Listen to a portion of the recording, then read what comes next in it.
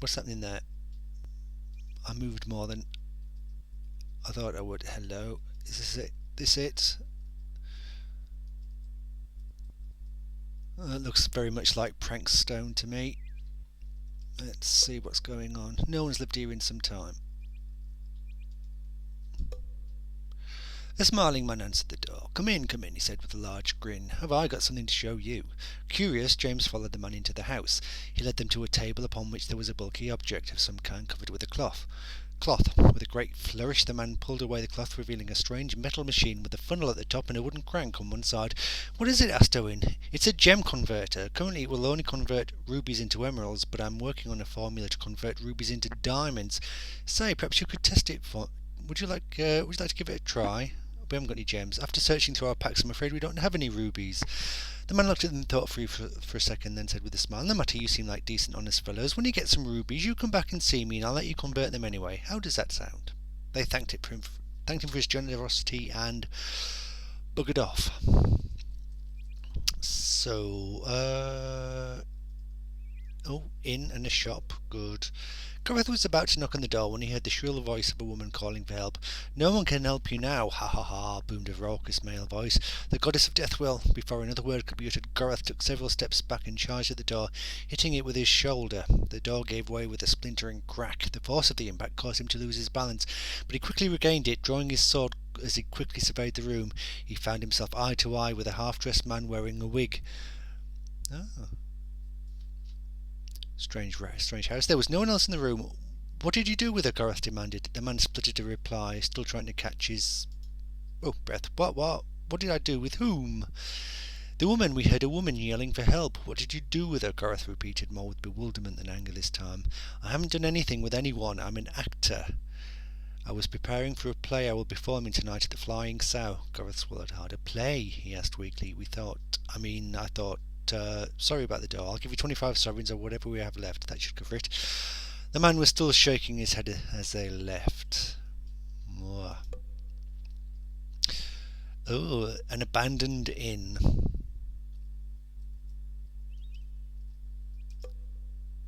Here we are. An unabandoned inn.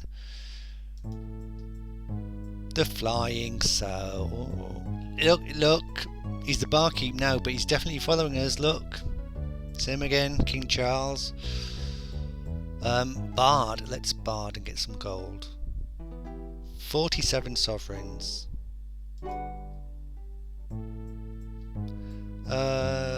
Barkeep. Hello. Very reasonable price for your rations as well. I'm glad to see.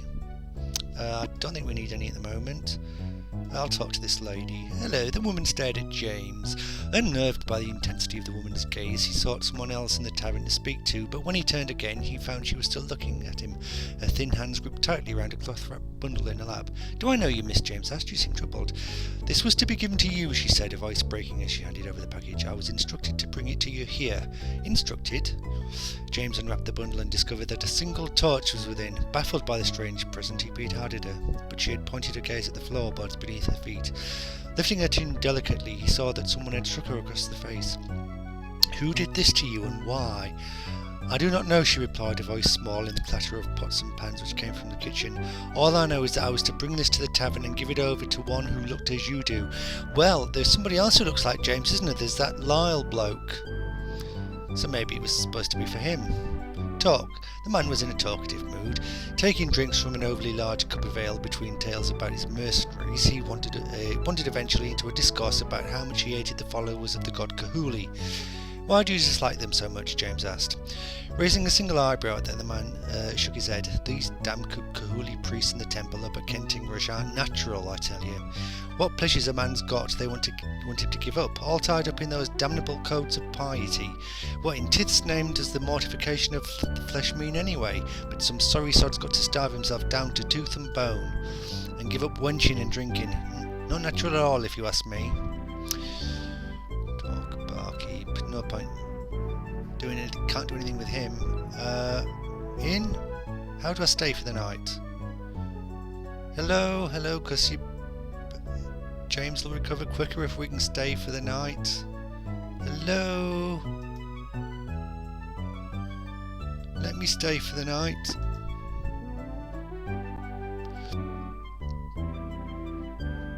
Oh, I can't. There's just nowhere to click. Barred it already.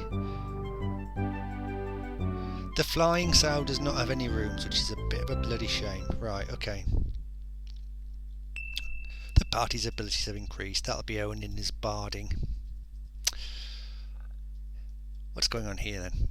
No one's lived in here in some time. Shop.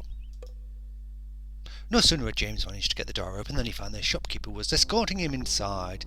Roots and herbs. Well, they're going to have all our swords then, aren't they? Herbal pack. 10 sovereigns. That sounds a bit much. Koltari poison.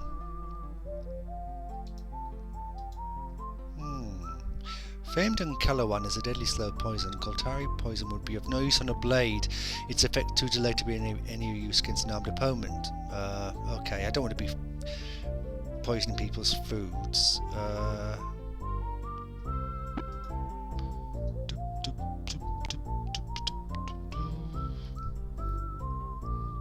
Luden's concentrate. On countless occasions, Goreth had observed magicians carrying vials of the same fluid, almost always downing the concoction before setting to work, casting incantations. For a brief period of time, the imbiber would seem intensely focused, ignorant of events outside his purpose. Maybe I should get some of that throwing then. Right, okay. I'm not spending any more now. Buy, sell. I bet you don't want anything we've got. Do you? You won't take swords, will you? No, I thought not. Okay. You're useless. Well, only partly useless, to be honest, but is that it? Are we done? Are we done? Can we rest here?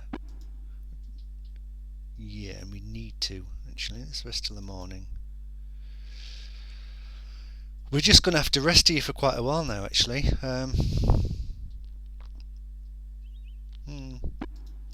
Round again.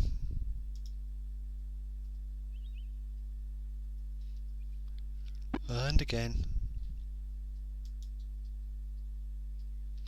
I'm not going to go too far at all away from here because we can buy some rations at the tavern. And Goreth's going to run out soon.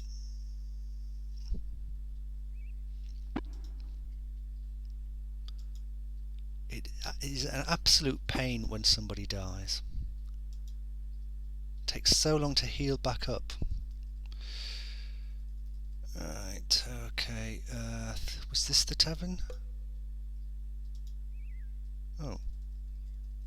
Perhaps not. Was this the tavern? No, that's one that used to be a tavern. Okay, the taverns don't open till midday, do they? So let's wait till after midday and in we go. Spend a fortune on rations now. Oh, I don't want to talk actually. I wanted to go talk to the barkeep. Right, barkeep, Goreth. Oh, that's 21 on, and you better have some Owen. Accept. And you better have some. Oh.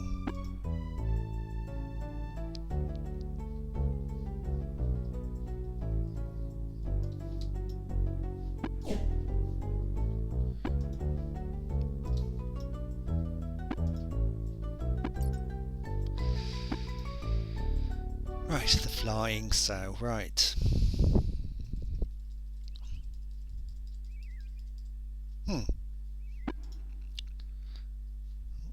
Well, there's a path there, might as well see what's at the end of that. Oh, before we got there, in case there's anything dangerous.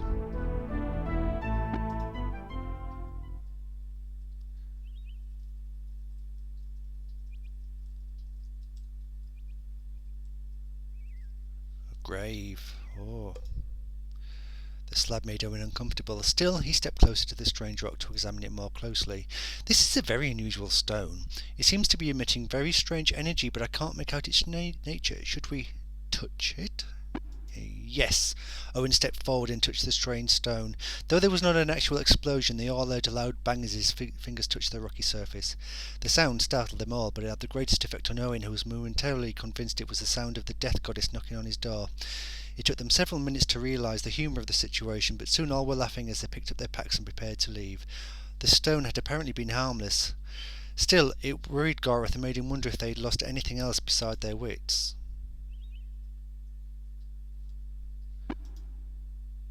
Ooh. No, inventory's still full. Oh.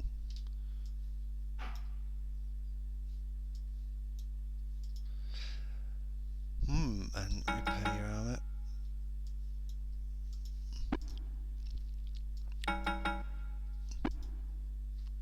Oh, Gorath, your armor's in terrible state. He's run out of hammers now. Okay, we'll have to get him some more. The Barty's abilities have increased again. Good, good, good. Right, well, let's go back this way. I don't know what that stone was for at all, to be honest. Let's north, north, north, north, north. We're going the right way. Oh, shut up!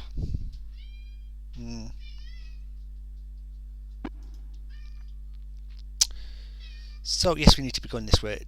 We're at Prankstone. Caval Keep now. We do... Hello? What's that? Oh, it's the shop. Right. Well, we'll need to go... there's something about a chest near here, isn't there? And we do need to go to Caval's Keep anyway, because didn't we find... Where are we? There's a note. Who's got a note? Yeah, given to the quantity of 500 rubies.